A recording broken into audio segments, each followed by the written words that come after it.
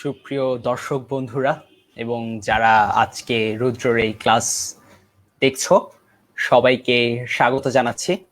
সবাই খুব দ্রুত তোমাদের বন্ধুদেরকে মেনশন দাও এবং সবাইকে চলে আসতে বলো খুব দ্রুত, যাতে আমরা খুব দ্রুত ক্লাসটা শুরু করব এবং খুব মজার সাথে আজ আমরা বাংলা শিখব। আজ বাংলায় আমরা মোতাহের হোসেন চৌধুরী রচিত শিক্ষা ও মনুষ্যত্ব প্রবন্ধটি নিয়ে আলোচনা করব। খুব সুন্দর একটি প্রবন্ধ, উপমায় ভরপুর একটি প্রবন্ধ। এই প্রবন্ধতে অনেক গুরুত্বপূর্ণ প্রশ্ন হয় প্রত্যেক বছর। যারা যারা আছো সবাই তাড়াতাড়ি তোমাদের বন্ধুদেরকে মেনশন দিয়ে দাও এবং কমেন্ট বক্সে তাড়াতাড়ি জানিয়ে দাও কে কোথা থেকে দেখছো এবং সাথে লিখে দাও নিজেদের স্কুলের নাম। আর কোনো প্রশ্ন থাকলে অবশ্যই জানাবে আমাদের কমেন্ট বক্সে। আশা করছি সেগুলোর উত্তর দেওয়ার চেষ্টা করব।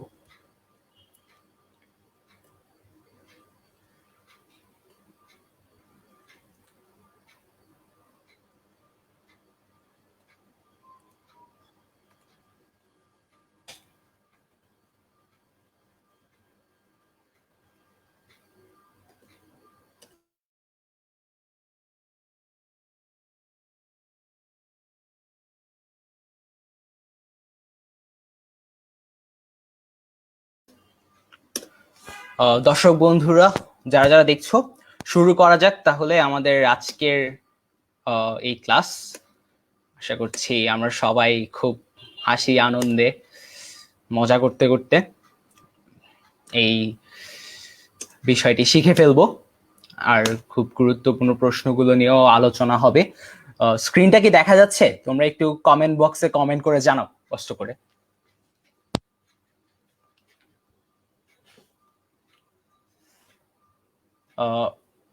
আশা করছি স্ক্রিনটা দেখা যাচ্ছে। শুরু করছি আমাদের পড়া। প্রথমে মোতাহের হোসেন চৌধুরীর প্রবন্ধ পড়তে গেলে মোতাহের হোসেন চৌধুরী সম্পর্কে কিছু বেসিক তথ্য আমাদের জানা দরকার। যে বেসিক তথ্যগুলো আমাদের জানতে হবে সেটা হচ্ছে মোতাহের হোসেন চৌধুরীর জন্ম এবং তার প্রবন্ধগুলো রচনার সময়কাল। মোতাহের হোসেন চৌধুরীর জন্ম 1903 সালে কুমিল্লায় এবং 1956 সালের 18 সেপ্টেম্বর তিনি মৃত্যুবরণ করেন। আমরা এতদিন যে প্রশ্নগুলো দেখেছি, যে বিগত বছরের যেসব প্রশ্ন ছিল যেগুলো দেখেছি, সেখানে আমরা দেখেছি যে মোতাহের হোসেন চৌধুরী বা অন্য যে লেখক কবিগণ রয়েছেন তাদের জীবনী বা কবি পরিচিতি থেকে প্রশ্ন খুব কম আসছে। কিন্তু এবছর যেহেতু তোমাদের যারা এসএসসি পরীক্ষা দিবে তাদের সিলেবাস শর্ট করা হয়েছে, এই সংক্ষিপ্ত সিলেবাসে কবি বা লেখক পরিচিতি থেকে প্রশ্ন আসার সম্ভাবনা বেড়েছে। এবং যেটা আমরা বিভিন্ন কোচিং এর মডেল টেস্টের প্রশ্নগুলো দেখলে বা পর্যালোচনা করলে বুঝতে পেরেছি।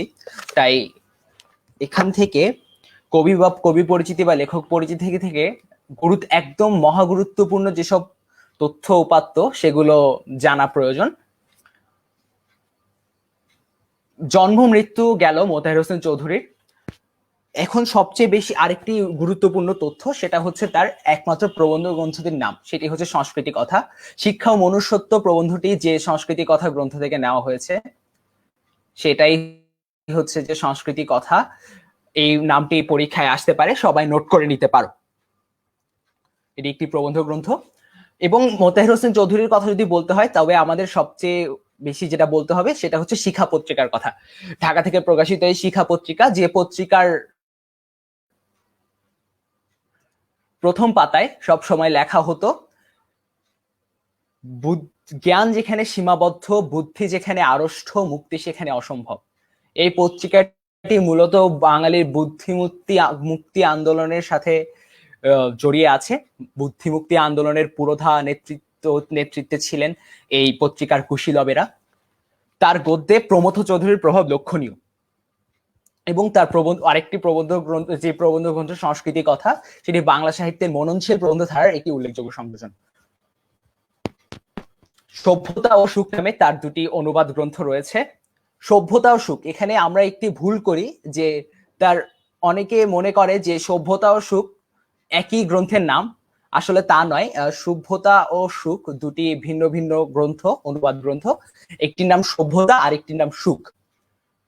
আমরা এবার চলে যাই মূল পাঠে। আচ্ছা, আমি যখন পড়াবো বা যখন আমি তোমাদের সাথে কথা বলবো এই বিষয়গুলো নিয়ে, তখন আমি প্রতিটি প্যারা পড়ানোর পর বা প্রতিটি প্যারা মূল পাঠ থেকে পড়ার পর সেই প্যারার চুম্বক অংশগুলো অর্থাৎ গুরুত্বপূর্ণ অংশগুলোর ব্যাখ্যা বিশ্লেষণ তোমাদেরকে দিয়ে যাব। আর প্রবন্ধের ক্ষেত্রে সবচেয়ে বেশি গুরুত্বপূর্ণ হচ্ছে অনুধাবনমূলক প্রশ্নগুলো বুঝতে পারা। অনুধাবনমূলক প্রশ্নগুলো যদি তুমি বুঝতে পারো, তবে তুমি সহজেই প্রবন্ধ থেকে সৃজনশীল প্রশ্নগুলো উত্তর করতে পারবে। চলে যায় মূল পাঠে। মানুষের জীবনকে একটি দোতলা ঘরের সঙ্গে তুলনা করা যেতে পারে। জীবসত্তা সেই ঘরের নিচের তলা, আর মানব সত্তা বা মনুষ্যত্ব উপরের তলা। জীবসত্তার ঘর থেকে মানব সত্তার ঘরে উঠবার মই হচ্ছে শিক্ষা। শিক্ষায় আমাদের মানব সত্তার ঘরে নিয়ে যেতে পারে। অবশ্য জীবসত্তার ঘরেও সে কাজ করে। ক্ষুধ পিপাসার ব্যাপারটি মানবিক করে তোলাই তার অন্যতম কাজ। প্রাবন্ধিক মোতাহের হোসেন চৌধুরী তার প্রবন্ধের শুরুতেই মানুষের জীবনকে তুলনা করেছেন একটি দোতলা ঘরের সঙ্গে। যে এখানে দুই তলা বলতে নিচ তলা হচ্ছে জীবাত্মা বা আমাদের যে অর্থ চিন্তার নিগড়ে বন্দী বা আমাদের চাহিদার শেকলে বন্দী যে মানব সত্তা, সেটা। আর দ্বিতীয় তলা হচ্ছে মানব সত্তা বা মনুষ্যত্ব যাকে বলি, শিক্ষার দ্বারা যার উন্মেষ সম্ভব বলে প্রাবন্ধিক এই পুরো প্রবন্ধে মনে করছেন। এই প্রবন্ধের সার কথা মূলত এটাই যে শিক্ষার দ্বারাই কেবলমাত্র একজন মানুষের আসল মানুষ হয়ে ওঠার বা পরিপূর্ণ মানুষ হয়ে ওঠা সম্ভব। সেটা কেবল শিক্ষার মাধ্যমেই সম্ভব, নয়তো আমাদের মধ্যে আরেকটি পশুর মধ্যে কোনো পার্থক্য বা বেসিক পার্থক্য থাকবে না। পশুও খায়, আমরাও খাই। পশুও জীবন ধারণ করে, আমরাও জীবন ধারণ করি। কিন্তু মানবের জীবন ধারণ পশুর জীবন ধারণের থেকে হাজার গুণে আলাদা, কারণ মানুষের জীবনের ওই দ্বিতীয় তলা আছে বা মনুষ্যত্ব আছে বলে। প্রাণ থাকলে প্রাণী হয়, কিন্তু মন না থাকলে মানুষ হওয়া যায় না। এটা আমরা সবসময় শুনে আসছি, কিন্তু কখনো প্রয়োগ করতে আসলেই প্রয়োগ করছি কিনা সেটা ভাববার বিষয়। এরপরের প্যারাতে আমরা চলে যাই। এর পরের প্যারাতে আমরা দেখতে পাচ্ছি অবশ্য জীবসত্তার ঘরেও সে কাজ করে। ক্ষুধ পিপাসার ব্যাপারটি মানবিক করে তোলাই তার অন্যতম কাজ। এই লাইনটির ব্যাখ্যা যদি আমরা করি, তবে আমরা বলতে পারি যে ক্ষুধ পিপাসার ব্যাপারটি মানবিক করে তোলা। আমরা এখানে বলি যে জীবসত্তার ঘরটি হচ্ছে, ধরা যাক আমি খাবো, আমার খেতে হবে, এটা হচ্ছে যে আমার চাহিদা, সেটা হচ্ছে আমার জীবসত্তার ঘর। কিন্তু মানব সত্তার যে ঘরটা, মানব সত্তার ঘর হচ্ছে সেখানে আমাকে বলে দেওয়া হবে আমি কিভাবে খাবো বা আমি কি খাবো। জীবসত্তার ঘরের চাহিদা হচ্ছে আমাকে পড়তে হবে, অর্থাৎ কাপড় পরতে হবে। কিন্তু মানব সত্তার ঘর আমাকে বলবে যে তুমি কি ধরনের কাপড় পরবে। আর এই যে ক্ষুধ পিপাসার ব্যাপারটি যে মানবিক করে তুলতে হবে, তো আমরা তো ঘুষের পয়সাতেও চাইলে জীবিকা নির্বাহ করতে পারি, তাই না? কিন্তু ঘুষের পয়সায় জীবিকা নির্বাহ আমরা তখন করব না যখন আমাদের ক্ষুধ পিপাসার ব্যাপারটি মানবিক হয়ে উঠবে। তখন আমরা সৎ পথে থেকে উপার্জন করার চেষ্টা করব যতটুকু সম্ভব, এবং যতটুকু সম্ভব সৎ পথে থেকে আমরা আমাদের জীবন ধারণ করব, জীবন আচরণ করব। এর পরের প্যারাতে চলে যাচ্ছি।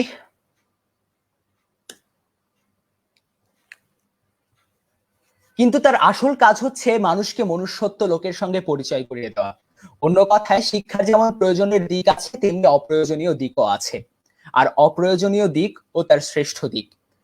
এই জায়গাটি আমাদের পরীক্ষায় প্রায় সময় প্রশ্নে আসে যে শিক্ষার অপ্রয়োজনীয় দিক বলতে কি বোঝানো হয়েছে। শিক্ষার অপ্রয়োজনীয় দিক বলতে কি বোঝানো হয়েছে সেটার উত্তর আছে পরবর্তী লাইনে। সে শেখায় কি করে জীবনকে উপভোগ করতে হয়, কি করে মনোমালিক হয়ে অনুভূতি ও কল্পনার রস আস্বাদন করা যায়। অর্থাৎ শিক্ষা আমাদেরকে আমাদের মালিক করে তোলে। নয়তোবা আমাদের লোভ, আমাদের চাহিদা আমাদের মনকে নিয়ন্ত্রণ করে। কিন্তু যখন একজন মানুষ শিক্ষা দীক্ষায় পরিপূর্ণ হয়, সে মানুষটা কি করে? সে মানুষটা তখন অর্থ চিন্তা থেকে বেরিয়ে আসে। সে তখন জীবনটাকে উপভোগ করতে চায়, জীবনের রস আস্বাদন করতে চায়, জীবন আসলে কি, জীবনের স্বরূপ বুঝতে চায়। এই জীবনের স্বরূপ বুঝতে চাওয়া বা জীবনকে উপভোগ করতে শেখানোটাই হচ্ছে শিক্ষার দায়িত্ব। আর এটাই শিক্ষার অপ্রয়োজনীয় দিক। আর শিক্ষার প্রয়োজনীয় দিকটি কি? শিক্ষার প্রয়োজনীয় দিকটি হচ্ছে, যখন আমরা শিক্ষিত হব তখন আমরা সার্টিফিকেট পাবো, পরীক্ষা দেব, সার্টিফিকেট পাবো, সে সার্টিফিকেট দেখিয়ে বা আমাদের যোগ্যতার প্রমাণ দিয়ে আমি চাকরি পাবো, সে চাকরির বেতনের টাকা দিয়ে আমি জীবিকা নির্বাহ করব। এটা হচ্ছে শিক্ষার প্রয়োজনীয় দিক। কিন্তু তোমরাই চিন্তা করে দেখো, শিক্ষার কোন দিকটি সুন্দর? প্রয়োজনের দিকটি সুন্দর নাকি অপ্রয়োজনীয় দিকটি সুন্দর? শিক্ষার অপ্রয়োজনের দিকটি তার শ্রেষ্ঠ দিক এজন্যই বলা হচ্ছে কারণ শিক্ষার অপ্রয়োজনীয় দিকটি আমাদের জীবনকে জানতে শেখায়, জীবনকে উপভোগ করতে শেখায় এবং নিজেদের মনকে নিজেদের নিয়ন্ত্রণে এনে জীবনকে ভালোবাসতে শেখায়, নিজেকে ভালোবাসতে শেখায়। এর পরের প্যারাতে দেখো, শিক্ষার এই দিকটি যে বড় হয়ে ওঠে না তার কারণ ভুল শিক্ষা ও নিচের তলায় বিশৃঙ্খল জীবসত্তার ঘরটি এমন বিশৃঙ্খল হয়ে আছে যে হতভাগ্য মানুষকে সবসময় সে সম্বন্ধে সচেতন থাকতে হয়, ওপরের তলার কথা সে মনেই আনতে পারে না। আমরা সবসময় আমাদের চাহিদার শেকলে এমন ভাবে বন্দী যে আমাদের যে এসব চাহিদা থেকে বেরিয়ে এসে জীবনকে উপভোগ করতে হবে বা জীবনটাকে ভালোবাসতে হবে বা জীবনটাকে সুন্দর করে গড়ে তুলতে হবে, সেটাই আমরা ভুলে যাই। এজন্যই বলা হচ্ছে যে আমাদের নিচতলার ঘরটি এমন বিশৃঙ্খল হয়ে আছে। আসলে আমরা নিচতলার ঘরটা নিয়ে এত বেশি ভাবছি, আমাদের ক্ষুধা পিপাসার ব্যাপারগুলো মেটাতে আমরা এত বেশি ব্যস্ত যে আমরা ভুলেই যাচ্ছি যে আমাদের জীবনটাকে উপভোগ করা দরকার, জীবনটা অনেক সুন্দর, সেটাকে ভুলে যাচ্ছি। ধনী দরিদ্র সকলের অন্তরে সেই একই ধ্বনি উত্থিত হচ্ছে, চাই চাই আরো চাই, অর্থ চিন্তার নিকট রিগরে সকলেই বন্দী।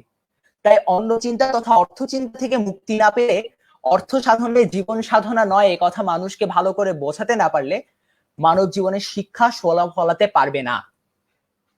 এই কথাটির অর্থ হচ্ছে যে মানুষের চাহিদার আসলে কোনো শেষ হয় না। যে মানুষটা আজ ফুটপাতে শুয়ে আছে সে এখন ভাবছে যদি আমার একটা ভালো বাসস্থান হতো।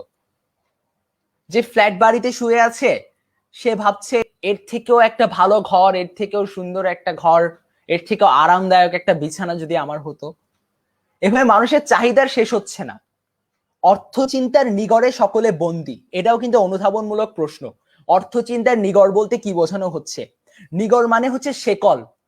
অর্থ চিন্তা, সারাক্ষণ আমাদের চিন্তা হচ্ছে কিভাবে দেখবো, কিভাবে করব, কিভাবে আমার জীবনটাকে আরো সুন্দর করব, কিভাবে করব কিভাবে করব, এই করতে করতে আমাদের জীবনটা যাচ্ছে। কিন্তু ভুলে যাচ্ছি যে এর বাইরেও একটা জীবন আছে। এটাই হচ্ছে অর্থ চিন্তার নিগড়, যে সারাক্ষণ নিজের বৈষয়িক চিন্তা ভাবনা করা, সেটাই হচ্ছে অর্থ চিন্তার শেকল যা আমাদেরকে আত্মপ্রকাশে বাধা দিচ্ছে। আর শিক্ষার সোনা ফলানো বলতে বোঝানো হচ্ছে শিক্ষার সুফল, শিক্ষার যে অপ্রয়োজনীয় দিক বা শিক্ষার যে শ্রেষ্ঠ দিক বা শিক্ষার যে মূল উদ্দেশ্য সেটি পূরণ হওয়া। সেটি কিভাবে পূরণ হবে? যখন মানুষ প্রকৃত শিক্ষায় শিক্ষিত হবে তখনই পূরণ হবে। নয়তোবা আমাদের যে প্রথাগত শিক্ষা, সেই শিক্ষা দিতে থাকলে এখানে একটি কিংবা দুটি মানুষকে শিক্ষার আসল উদ্দেশ্যটি আমরা উপলব্ধি করাতে পারবো, কিন্তু বেশিরভাগ লোকই সে আগের জায়গায় রয়ে যাবে। আমি এখনো কমেন্ট বক্সে কোনো কমেন্ট পাচ্ছি না। তোমাদের কি কোনো প্রশ্ন নেই? লাইভে ভিউয়ার্স এর সংখ্যাও প্রচুর কম। জানি না আসলে কেমন পড়াতে পারছি, বুঝতেও পারছি না, কোনো ফিডব্যাক পাচ্ছি না তোমাদের, তাই নিজের প্রতি কনফিডেন্স লেভেলটা একটু কমে যাচ্ছে। আচ্ছা, যাই হোক, তাই অন্য চিন্তার নিগড় থেকে মানুষকে মুক্তি দেওয়ার যে চেষ্টা চলছে তা অভিনন্দনযোগ্য। অর্থাৎ সমাজে দেখা যাচ্ছে প্রচুর মানুষ এখন আছেন যারা বর্তমানে সমাজের পিছিয়ে পড়া মানুষদেরকে সামনে এগিয়ে আনতে কাজ করছেন, তাদেরকে মুক্তি দেওয়ার চেষ্টা করছেন, তাদের জন্য সবকিছু সহজলভ্য করার চেষ্টা করছেন, এবং সেই উদ্যোগকে লেখক সবসময় প্রশংসা জানিয়েছেন। কিন্তু লক্ষ্য সম্বন্ধে সচেতন না থাকলে সে চেষ্টাও কতটুকু মানুষকে বেশি দূর নিয়ে যেতে পারবে বলে মনে হয় না। কেন মনে হয় না? কারণ আমরা যদি সারাক্ষণ মানুষকে দিতেই থাকি সে মানুষের চাহিদা বাড়বে। কিন্তু মানুষকে অন্য চিন্তার নিগড় থেকে মুক্তি দেওয়ার মূল উদ্দেশ্যটা কি? মূল উদ্দেশ্য হচ্ছে সে যাতে এই অর্থ চিন্তার নিগড় থেকে বেরিয়ে এসে সুন্দরভাবে জীবনচর্যা পেতে পারে, একটা সুন্দর জীবন দর্শন পেতে পারে। কিন্তু সে কি পাচ্ছে? আদৌ পাচ্ছে না। কারণ আমরা কি আদৌ সেই আসল লক্ষ্যটা বা মূল লক্ষ্যটার দিকে সচেতন আছি? নেই। আমরা করে যাচ্ছি, আমরা মানুষের জন্য কাজ করছি, হ্যাঁ, মানুষকে শিক্ষা দিচ্ছি, মানুষকে অন্ন দিচ্ছি, বস্ত্র দিচ্ছি।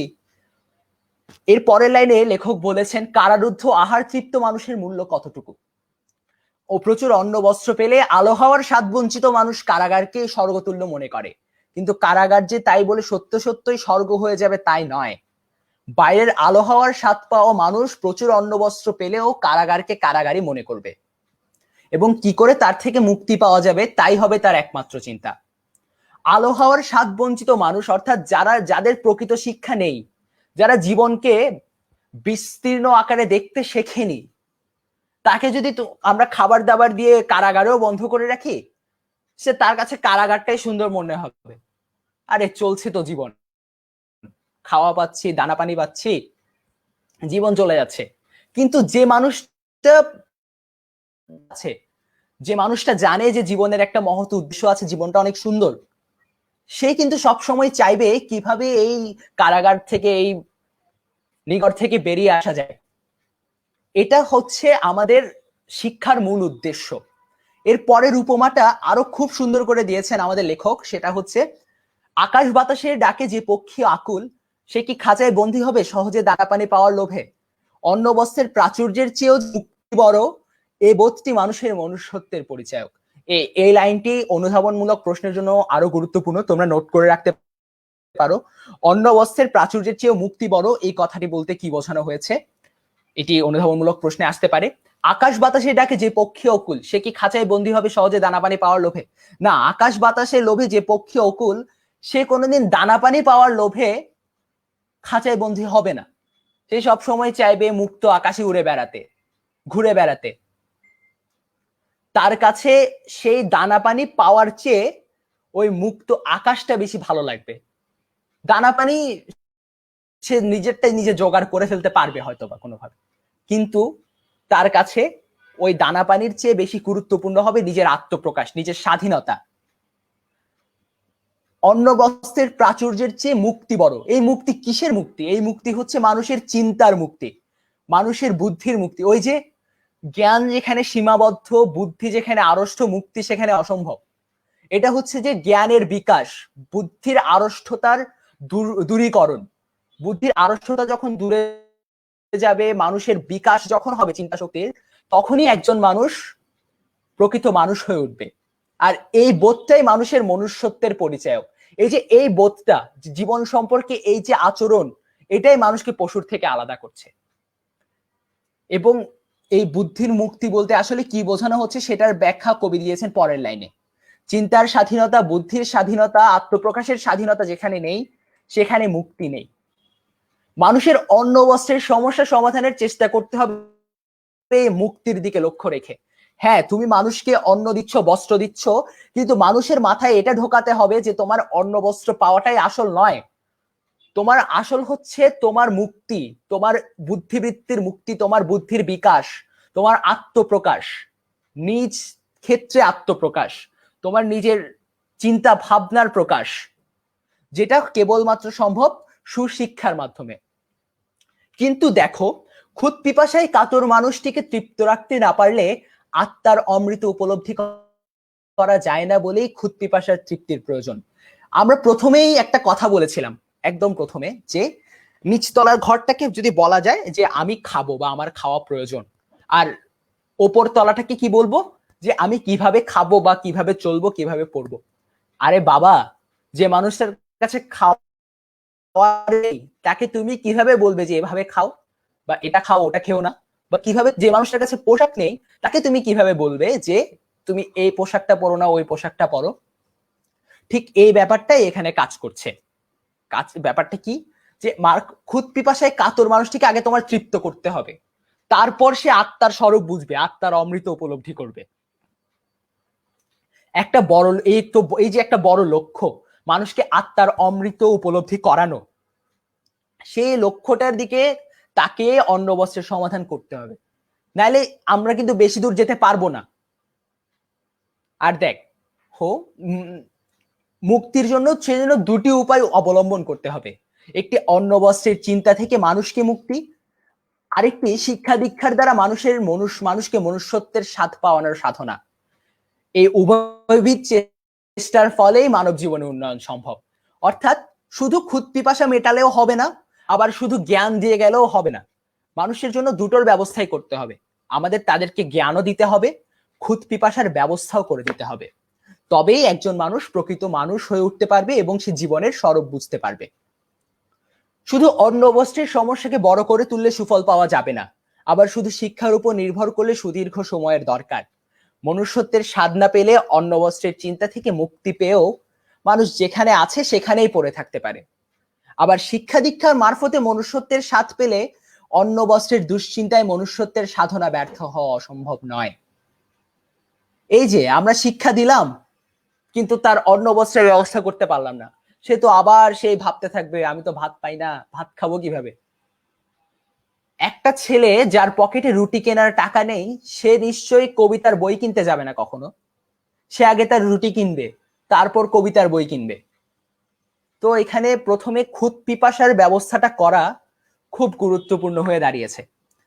শুধু ক্ষুদ পিপাসার ব্যবস্থা করে বসে থাকলেও হবে না, তাকে প্রকৃত শিক্ষা দেওয়াটাও আমাদের জন্য দরকার। কোনো ভারী জিনিসকে উপরে তুলতে হলে তাকে নিচের থেকে ঠেলতে হয়, আবার উপর থেকেও টানতে হয়। শুধু নিচের থেকে ঠেললে তাকে আশানুরূপ উপরে ওঠানো যাবে না। মানব উন্নয়নের ব্যাপারে সেই শিক্ষা সেই উপর থেকে টানা, আর সুশৃঙ্খল সমাজ ব্যবস্থা নিচের থেকে ঠেলা। অনেকে মিলে খুব জোরে উপর থেকে টানলে নিচের ঠেলা ছাড়াও কোনো জিনিস উপরে ওঠানো যায়, কিন্তু নিচের ঠেলায় বেশি দূর ওঠানো সম্ভব নয়। তেমনি আপ্রাণ চেষ্টার ফলে শিক্ষার দ্বারাই জীবনের উন্নয়ন সম্ভব, কিন্তু সমাজ ব্যবস্থার সুশৃঙ্খলতার দ্বারা তা সম্ভব নয়। এখানের কথাটা হচ্ছে মোতায়ের হোসেন চৌধুরী উপমার মতো করে বুঝিয়েছেন যে একজন মানুষ ধরো আটকে আছে একটা জায়গায়, তাকে উপরে তুলতে হবে, উপরে তোলার জন্য নিচে যারা আছে তাদের ঠেলতেও হবে, ওপরে যারা আছে তাদেরকে টানতেও হবে। তারা যখন টানবে এবং নিচ থেকে যারা ঠেলবে, দুজনের যখন একটা মিলিত প্রয়াস আসবে, ঠিক তখনই একটা মানুষকে সেই জীব সত্তার ঘর থেকে মানব সত্তার ঘরে পৌঁছে দেওয়া আমাদের জন্য সম্ভবপর হবে। শুধু ঠেলে বা শুধু টেনে কখনো সম্ভব নয়। শিক্ষা দীক্ষার ফলে সত্যিকার মনুষ্যত্বের ফলে মানুষ উপলব্ধি করতে পারে লোভে পাপ, পাপে মৃত্যু। কথাটা বলি মাত্র সত্য। লোভের ফলে মানুষের আত্মিক মৃত্যু ঘটে, অনুভূতির জগতে সে ফতুর হয়ে পড়ে। শিক্ষা মানুষকে জানিয়ে দেয় যে লোভের ফাঁদে ধরা দিতে ভয় পায়। শিক্ষা মানুষকে জানিয়ে দেয় বলেই একজন শিক্ষিত মানুষ লোভের ফাঁদে ধরা দিতে ভয় পায়। আমরা এখানে লোভ বলতে আসলে কি বোঝাচ্ছি? লোভ বলতে বোঝাচ্ছি এই যে আমাদের চাহিদাগুলো, আমাদের ক্রমবর্ধমান যে চাহিদা, সারাদিন চাইতে আছি, আমাদের চাওয়ার আসলে শেষ হচ্ছে না, এটাই হচ্ছে মানুষের লোভ। এই লোভই একদিন আমাদেরকে ধ্বংসের পথে টেনে নিয়ে যায়। এর পরের লাইনে যে কথাটা বলা হচ্ছে যে ছোট জিনিসের মোহে পড়ে বড় জিনিস হারাতে যে দুঃখবোধ করে না, সে আর যাই হোক শিক্ষিত নয়। এখানে ছোট জিনিস আর বড় জিনিস কি, এখানে একটু উদাহরণ দেওয়া যায় যে কোনো একটা অফিসে আপনার কোনো একটা কাজ হাসিলের জন্য কর্মকর্তা আপনার কাছে ঘুষ চাইলেন, আপনি সেই কাজ হাসিলের জন্য, সে ছোট্ট একটা কাজ হাসিলের জন্য আপনি ঘুষটা দিয়ে দিলেন। আপনার মনে হচ্ছে আরে আমার কাজ তো সিদ্ধি হয়েছে, কিন্তু এখানেই আপনি ভুলটা করছেন। আপনার ছোট্ট একটা কাজ সিদ্ধির জন্য আপনি কি করছেন? আপনার বিবেক বোধকে বিসর্জন দিচ্ছেন, আপনার সততাকে বিসর্জন দিচ্ছেন। এটাই হচ্ছে ছোট জিনিসের মোহে পড়ে বড় জিনিসকে হারানো। যে মানুষ ছোট জিনিসের মোহে পড়ে বড় জিনিসকে হারাবে, সে কোনোদিন প্রকৃত শিক্ষায় শিক্ষিত হতে পারে না। তার কোনো শিক্ষা না, এটা তার শিক্ষা না। শিক্ষা তার পুরোপুরি বাইরের ব্যাপার হয়ে রয়ে গেছে, তার অন্তরের ব্যাপার, বা সে আসলে শিক্ষার মূল উদ্দেশ্যটাকে বুঝে নিতে পারেনি। লেফাফা দুরস্তি আর শিক্ষা এক কথা নয়। লেফাফা দুরস্তি বাগধারাটার অর্থ আমরা সবাই জানি, মানে লেফাফা দুরস্তি শব্দটার অর্থ হচ্ছে বাইরের পরিপাট্যতা কিন্তু ভেতরের অন্তঃসার শূন্যতা। বাইরে একটা মানুষ অনেক পরিপাটি, কিন্তু ভেতরে একটা মানুষ তার জ্ঞান শূন্য, অন্তঃসার শূন্য, তার ভেতরে কোনো জ্ঞানই নেই। সে কি কোনোদিন প্রকৃত মানুষ হতে পারবে? না, সে কোনোদিন প্রকৃত মানুষ হতে পারবে না। শিক্ষা আসলে বাইরের দেখনদারির ব্যাপার নয়, শিক্ষা হচ্ছে অন্তরের উপলব্ধির জিনিস। প্রকৃত শিক্ষা সেটাই যেটা অন্তরে গিয়ে লাগবে, অন্তরে বাজবে। এই জায়গাটা থেকে কিন্তু অনুধাবনমূলক প্রশ্ন আসবে। লেফাফা দুরস্তি আর শিক্ষা এক কথা নয়, কথাটি ব্যাখ্যা করো। এই ধরনের প্রশ্ন গতেও আসতে পারে বা খতে আসতে পারে। এর পরের প্যারায় চলে যাই। শিক্ষার আসল কাজ জ্ঞান পরিবেশন নয়, মূল্যবোধ সৃষ্টি। জ্ঞান পরিবেশন মূল্যবোধ সৃষ্টির উপায় হিসেবেই আসে। তাই যেখানে মূল্যবোধ পাওয়া হয় না সেখানে শিক্ষা নেই। শিক্ষার আসল কাজ জ্ঞান পরিবেশন নয়। আমরা যারা শিক্ষা লাভ করছি আমরা সবসময় জ্ঞান লাভ করছি বলছি, কিন্তু আসলে আমরা জ্ঞান লাভ করার জন্য শিক্ষার মূল উদ্দেশ্য নয়, আমাদেরকে জ্ঞান লাভ করানো শিক্ষার মূল উদ্দেশ্য নয়। আমাদের শিক্ষার মূল উদ্দেশ্য কি? শিক্ষার মূল উদ্দেশ্যটা হচ্ছে আমরা যাতে মূল্যবোধ আমাদের ভিতরে জাগ্রত হয়। মূল্যবোধ কি? মূল্যবোধ হচ্ছে যে এই যে অনেস্টি, বা যেটাকে আমরা বাংলায় বলি সততা। মূল্যবোধ কি? মূল্যবোধ হচ্ছে সৎ চরিত্র, যে সৎ চরিত্র আমাদের খারাপ কাজ করতে বাধা দেবে। মূল্যবোধ মানে হচ্ছে বিবেকবোধ, যে বিবেকের তাড়না আমাদের মানুষের কাছাকাছি নিয়ে যাবে, মানুষের জন্য কল্যাণকর কিছু একটা করতে আমাদেরকে অনুপ্রাণিত করবে। যেখানে মূল্যবোধের মূল্য পাওয়া যায় না, মানে যেখানে যদি আপনার সমাজে আপনি দেখছেন যে আপনার বিবেক বোধের বা আপনি মানুষের জন্য ভালো কিছু করছেন কিন্তু আপনি ফিডব্যাক পাচ্ছেন না, সেখানে শিক্ষা নেই। সেখানে আপনার প্রকৃত শিক্ষা আপনি কাজে লাগাতে চাইবেন না, তখন আপনার কাজ করতে ইচ্ছে করবে না মানুষের জন্য। তাই সমাজে মূল্যবোধের মূল্য দেওয়াটা কিন্তু অনেক বেশি দরকারি। শেষ প্যারায় চলে এসেছি। শিক্ষার মারফতে মূল্যবোধ তথা মনুষ্যত্ব লাভ করা যায়, তথাপি অন্ন বস্ত্রের সুব্যবস্থাপনাও প্রয়োজনীয়। তা না হলে জীবনের উন্নয়নে বিলম্ব ঘটবে।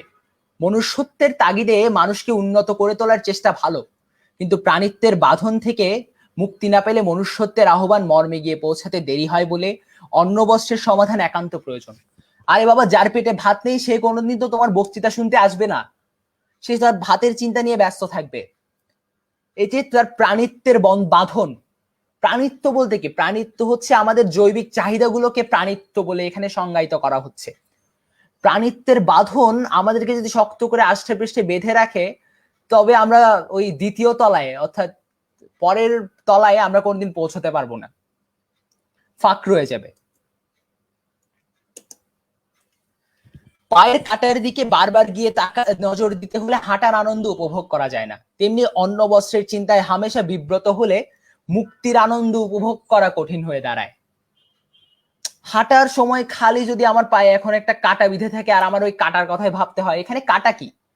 এখানে কাটা বলতে বোঝানো হচ্ছে ওই অন্ন বস্ত্রের চিন্তা বা আমাদের চাহিদার চেতনা, যে সারাক্ষণ আমাদের চাহিদা চাহিদা চাহিদা, সেটাই হচ্ছে আমাদের অন্ন বস্ত্রের চিন্তা। এই অন্ন বস্ত্রের চিন্তাটাই হচ্ছে এখানে কাটা। কাটা যদি আমাদের পায়ে সবসময় ফুটে থাকে তাহলে মুক্তির আনন্দ আমরা কোনোদিন উপভোগ করতে পারবো না। তাই দুদিক থেকেই কাজ চলা দরকার। একদিকে অন্ন বস্ত্রের অন্ন বস্ত্র চিন্তার বেরি উন্মোচন, অন্যদিকে মনুষ্যত্বের আহ্বান। মানে আমাদের ভেতরে থাকা যে মনুষ্যত্বকেও জাগ্রত করতে হবে, আবার আমাদের যে ক্ষুধ পিপাসা সেটাকেও মেটাতে হবে। নইলে বেরিমুক্ত হয়েও মানুষ উপরে যাওয়ার তাগিদ অনুভব করবে না, মনুষ্যত্বের আহ্বান সত্ত্বেও উপরে যাওয়ার স্বাধীনতার অভাব বোধ করবে। এখানে ছোট্ট একটা উদাহরণ দিই। ছোট্ট উদাহরণটি হচ্ছে, ধরুন গ্রামের একজন মহাজন, সে শহরে এসেছে, শহরে ব্যবসা পাতি করে অনেক সম্পদের অধিকারী হয়েছে। আরেকজন শহরের কলেজের প্রফেসর। আপনি দুজনের বাসায় যখন যাবেন তখন তার বসার ঘর দেখলেই বুঝতে পারবেন এখানে মূল পার্থক্যটা আসলে কোথায়। সেই গ্রামের মহাজনের যদি শিক্ষা না থাকে, সেই গ্রামের মহাজন তার বৈঠকখানা যখন সাজাবে দামি জিনিসে সাজাবে, কিন্তু সেখানে রুচির ছাপ থাকবে না। শিক্ষার ছাপ থাকবে না। প্রকৃত শিক্ষা আমাদের মধ্যে রুচিবোধ তৈরি করে।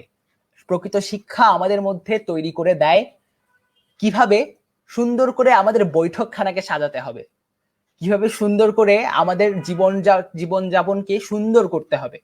কিন্তু আপনি যখন ওই প্রফেসরের বাসায় যাবেন তখন আপনি দেখতে পাবেন প্রফেসর খুব সুন্দর করে, হয়তোবা খুব দামি জিনিস নয়, খুব একটা দামি জিনিস নয়, খুব